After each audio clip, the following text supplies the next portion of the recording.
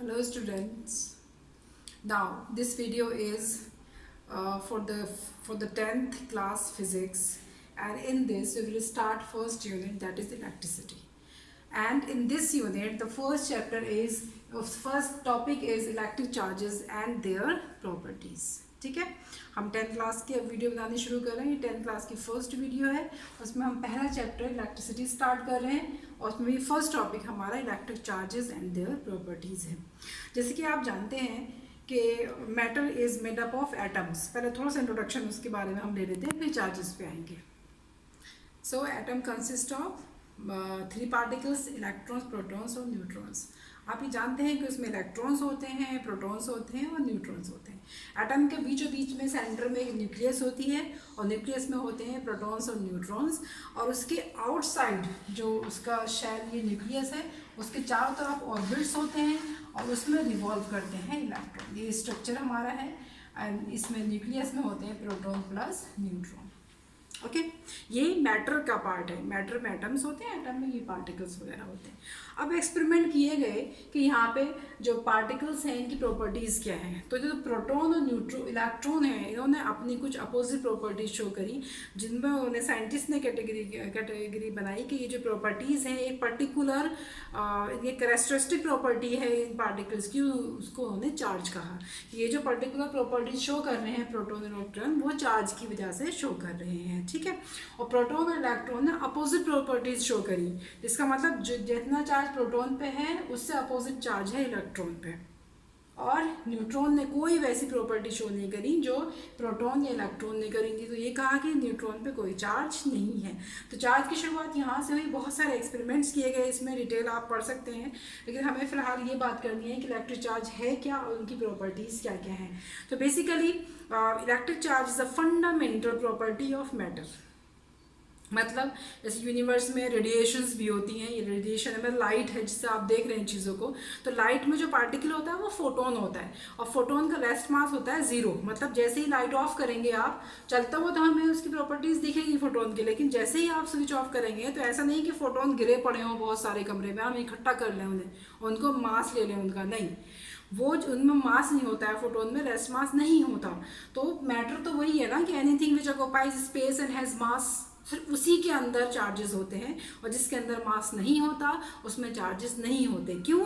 क्योंकि मास नहीं है तो एटम्स नहीं है, एटम्स नहीं है तो इलेक्ट्रॉन्स नहीं है, प्रोटॉन्स नहीं है, और जब इलेक्ट्रॉन प्रोटॉन नहीं है तो उसके अंदर कोई चार्ज भी नहीं होगा। तो आप क्या याद रखेंगे? What is electric charge? Fundamental is the fundamental property. हाँ, तो electric charge the fundamental property of matter,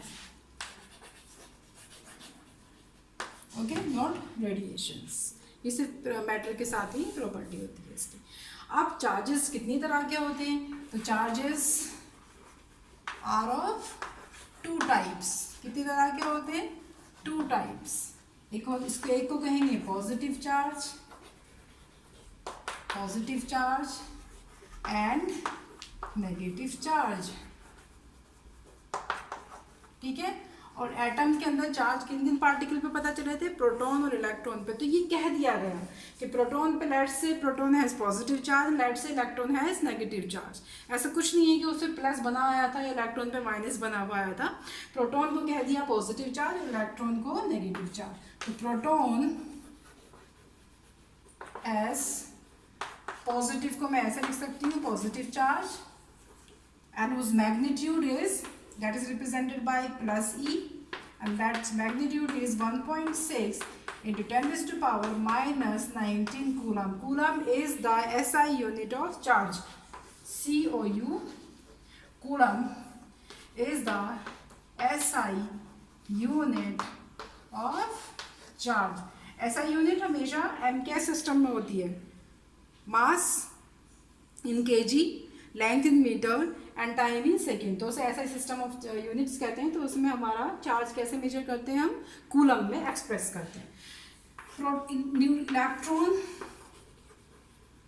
has negative charge, ठीक है, और उसकी वैल्यू कितनी आई? That is represented by minus e, and that is equal to minus 1.6 10 raised to power minus 19 coulomb. आप दोनों को देखो गौर से, वैल्यू सेम है, इसको कहते हैं magnitude, magnitude without sign.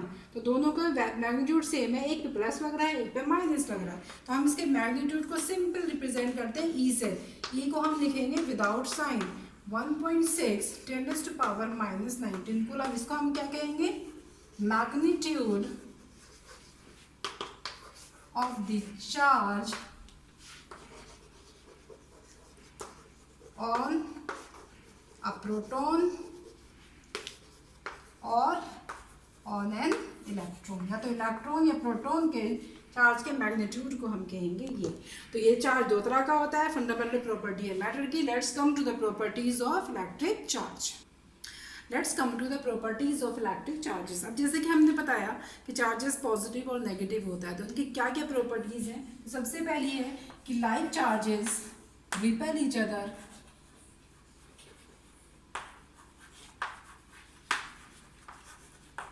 and unlike charges, like charges means एक जैसे, या तो प्लस प्लस या फिर minus minus, and unlike charges यानी प्लस या माइनस अट्रैक्ट ईच अदर। बहुत आसान सी प्रॉपर्टी है, यानी कि अब फोर्स की बात हो रही है, यानी चार्जेस भी एक दूसरे पर फोर्स लगाते हैं, जैसे कि मासेस भी एक दूसरे पर फोर्स लगाते हैं, ग्रेविटेशनल लॉ आपने पढ़ा होगा 9th में। तो वैसे ही चार्जेस भी एक दूसरे पर फोर्स लगाते हैं। और कैसे, अगर प्लस प्लस होंगे तो वो रिपेल करेंगे, माइनस माइनस होगा तो रिपेल करेगा, प्लस माइनस होगा तो अट्रैक्ट करेगा। तो आप ये प्रॉपर्टी को लिख सकते हैं कि प्लस प्लस या प्लस प्लस माइनस माइनस क्या करेगा, रिपेल, और प्लस माइनस का कॉम्बिनेशन अगर है तो वो करेगा अट्रैक्ट। ठीक है, ये आपका सिंपल सी प्रॉपर्टी है। Now next property is that charges can be added algebraically to get the net charge of a body। यानी if you have an extended body, कोई भी एक एक्सटेंडेड बॉडी है और उस पर +2 कूलम चार्ज है, -6 कूलम है, यहाँ पे +5 कूलम है, यहाँ पे आपका -10 कूलम है। तो ये चार्ज अलग अलग एक्सटेंडेड बॉडी पर है। तो आपको आपसे पूछे कि भाई इसका नेट चार्ज कितना है, तो कैसे आप निकालेंगे इसे, एल्जेब्रिकली। एल्जेब्रिक एडिशन क्या होता है, जो आपने अभी तक ऐड करना सीखा है बचपन से।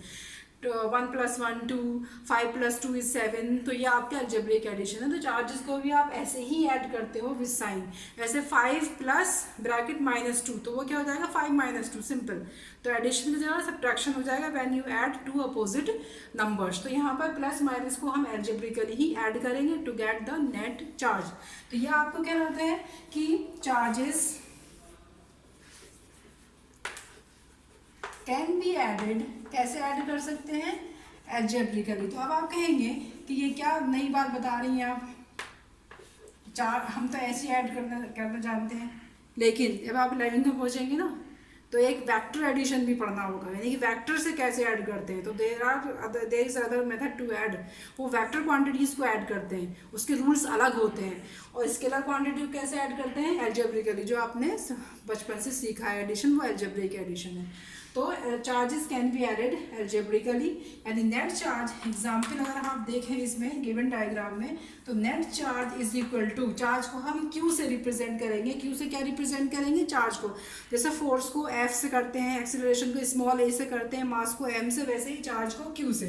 तो क्या हो जाएगा बताओ, +2 कूलम, +5 कूलम, -10 कूलम, -6 कूलम। अब आपको ये करना है कि पहले प्लस प्लस के ऐड कर लेंगे, +7 कूलम हो जाएगा, और माइनस का है 16 कूलम। अब आप देखो 7 और 16 नंबर्स को सिर्फ आप करो, कूलम तो लग ही जाएगा साथ में, तो ये हो जाएगा -9 कूलम। तो ये है आपका नेट चार्ज। कैसे आपने निकाला, कोई नया तरीका नहीं आपने यूज़ किया, सिंपल अलजेब्रिक एडिशन से आपने नेट चार्ज निकाल दिया। Now the third property is the conservation of electric charge, यानी total charge of the universe is conserved। Conserved means constant, यानी charge can neither be created nor be destroyed। यानी ना तो हम उसे क्रिएट कर सकते हैं और ना उसे हम ख़त्म कर सकते हैं।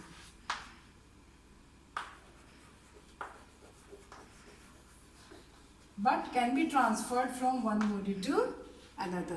ये आप ऐड कर लीजिएगा, can be transferred from one body to another. हम क्रिएट नहीं कर सकते, डिस्ट्रॉय नहीं कर सकते हैं, लेकिन एक बॉडी से दूसरी बॉडी पे ट्रांसफ़र कर सकते हैं बाय रबिंग। बहुत सारे मेथड्स हैं, उसके बड़ी क्लासेस में पढ़ेंगे।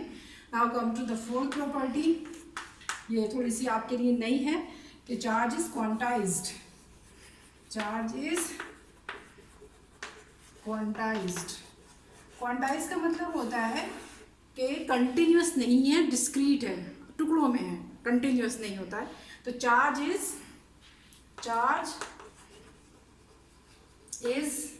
Not continuous, it is in discrete form। टुकड़ों में होता है चार्ज, कंटिन्यूस नहीं होता है। मतलब जैसे 1 2 3 4 ये कंटिन्यूस नेचुरल नंबर्स हैं, लेकिन कंटिन्यूस नंबर्स नहीं है, क्योंकि 1 2 के बीच में आप काफ़ी नंबर्स निकाल सकते हैं जो फ्रैक्शन में होंगे। ठीक है, तो इसका मतलब ये है कि चार्ज जो होगा हमारा वो कंटिन्यूस नहीं है, वो डिस्क्रीट होगा, लेकिन फ्रैक्शन में नहीं होगा। But not in fraction. जब फ्रैक्शन में नहीं होगा तो क्या होगा, ये कहलाता है कि नेट चार्ज। इसका मतलब क्या है दूसरा, net charge on a body is an integral multiple, integral related to integer, integral multiple of the minimum charge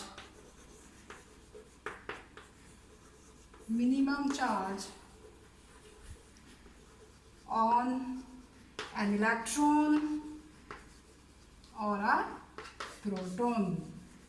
यानी इलेक्ट्रॉन प्रोटॉन पे जो चार्ज होता है उसका मैग्नीट्यूड हमने ई बात कही थी, तो इसका इंटीग्रल मल्टीपल होगा, यानी Q is equal to n e के बराबर होगा, where n is an integer, 0 ±1 ±2 and so on.